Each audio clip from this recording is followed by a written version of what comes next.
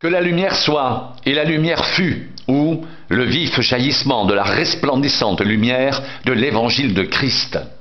L'emploi du terme gloire est organiquement corrélé dans les Écritures révélées à la souveraine personne de Dieu, merveilleusement caractérisée par sa toute inaliénable et imprescriptible puissance régalienne de créateur et législateur. Cependant, c'est par le sublime événement de la rédemption accompli par son Fils Jésus, répandant sa vie sur le bois de la croix au mont Golgotha comme substitut pénal et victime expiatoire en lieu et place des transgresseurs composant ce système monde psychique sans espérance, sans Dieu et en tragique déshérence, qu'éclate et rayonne en toute plénitude de grâce et de gloire l'irrésistible et incompréhensible amour-compassion de Dieu pour sa créature, révélant son intense et indéfectible nature de Père en Jésus-Christ seulement.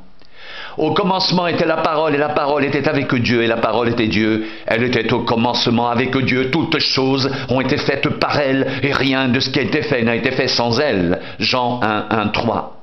Père, je veux que là où je suis, ce que tu m'as donné soit aussi avec moi, afin qu'il voie ma gloire, la gloire que tu m'as donnée, parce que tu m'as aimé avant la fondation du monde.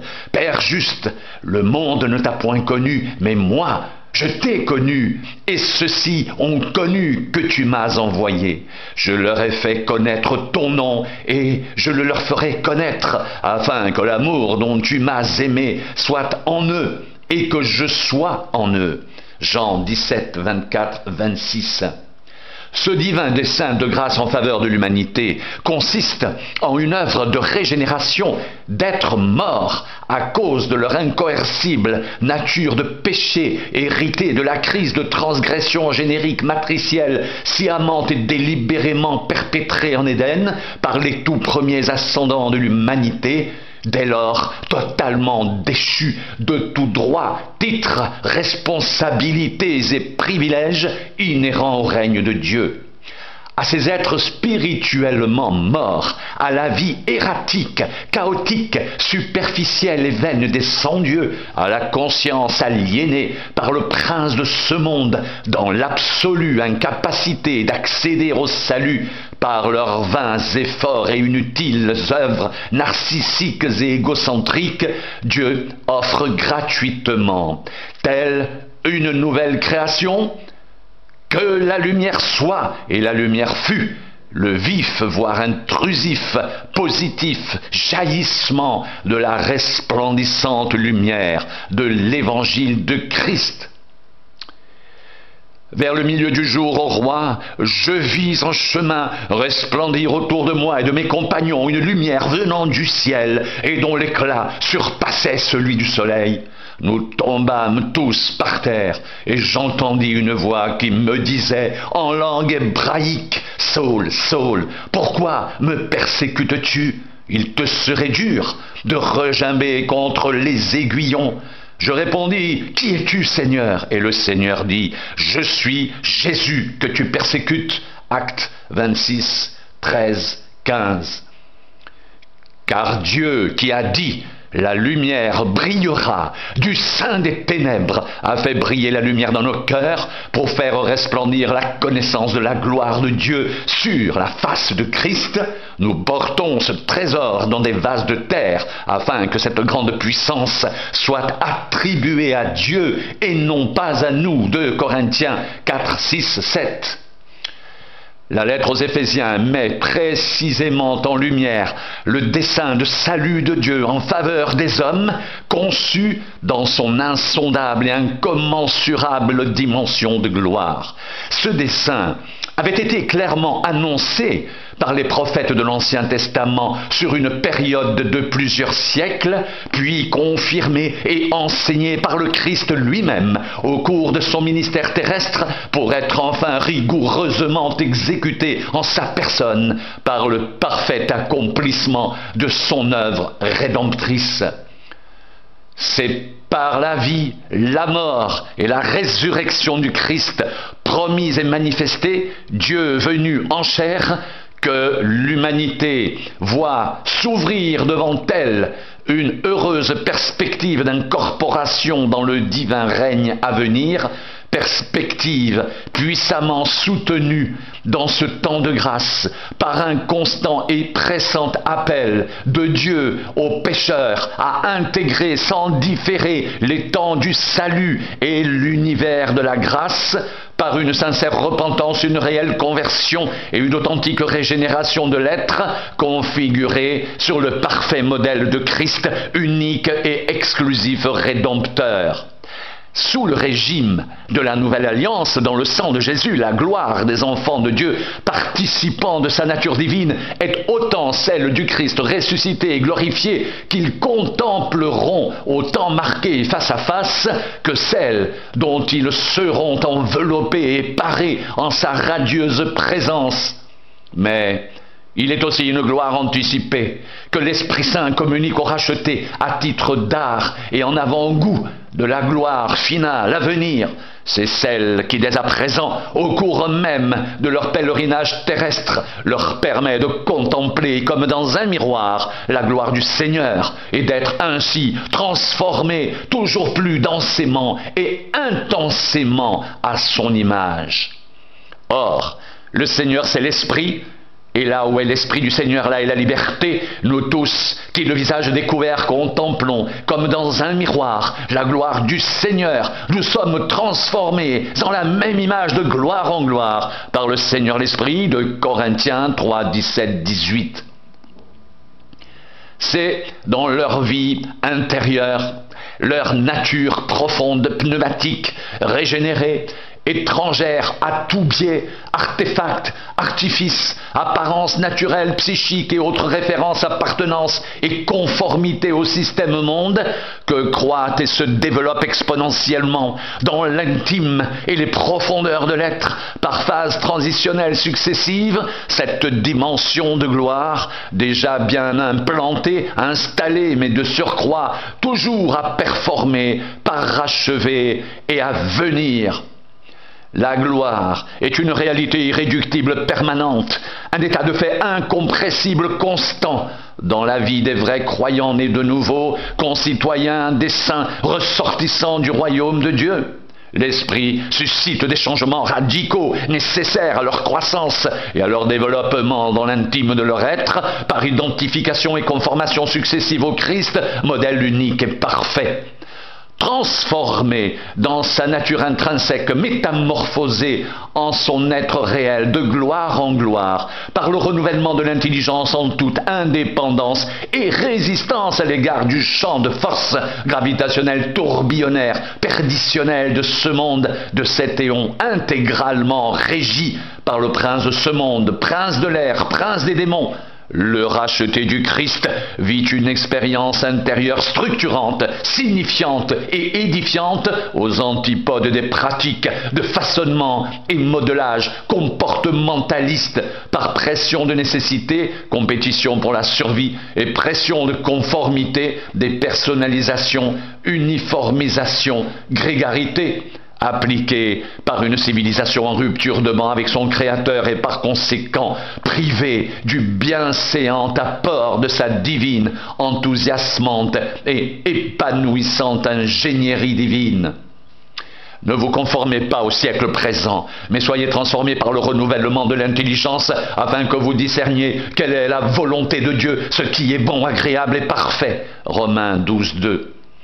Ce divin processus de glorification magistrale en jeu spirituel se traduit existentiellement par un puissant combat spirituel sous la motion exclusive du Saint-Esprit au sein d'une humanité perdue, frappée de confusion mentale, étrangère à la vie de Dieu, victime consentante ou tolérante d'une séduction hypnotique et d'une emprise totalitaire du prince de ce monde. Au reste, fortifiez-vous dans le Seigneur et par sa force toute puissante. Revêtez-vous de toutes les armes de Dieu afin de pouvoir tenir ferme contre les ruses du diable, car nous n'avons pas à lutter contre la chair et le sang, mais contre les dominations, contre les autorités, contre les princes de ce monde de ténèbres, contre les esprits méchants dans les lieux célestes. C'est pourquoi prenez toutes les armes de Dieu afin de pouvoir résister dans le mauvais jour et tenir ferme après avoir tout surmonté. Éphésiens 6, 10, 13. Ce processus exponentiel de glorification s'opère intégralement de bout en bout par la foi au Christ, par identification à sa mort, sa résurrection et sa glorification. Aussi, la personne baptisée en Jésus-Christ doit-elle avoir clairement conscience de l'éminente signification du baptême, savoir une décisive, définitive et irréversible mort à ce monde, soumise à la puissance insalubre, morbide et létale du péché. Elle n'existe plus pour ce monde qui ne sait plus rien et ne comprend plus rien d'elle en raison de sa nouvelle position et condition en Christ. Ignorez-vous que nous tous qui avons été baptisés en Jésus-Christ, c'est en sa mort que nous avons été baptisés. Nous avons donc été ensevelis avec lui par le baptême en sa mort, afin que, comme Christ est ressuscité des morts par la gloire du Père, de même nous aussi nous marchions en nouveauté de vie. Romains 6, 3, 4. Si donc vous êtes ressuscités avec Christ, cherchez les choses d'en haut, où le Christ est assis à la droite de Dieu. Affectionnez-vous aux choses d'en haut, et non à celles qui sont sur la terre, car vous êtes morts, et votre vie est cachée avec Christ en Dieu. Quand Christ, votre vie, paraîtra, alors vous paraîtrez aussi avec lui dans la gloire. Colossiens 3, 1, 4.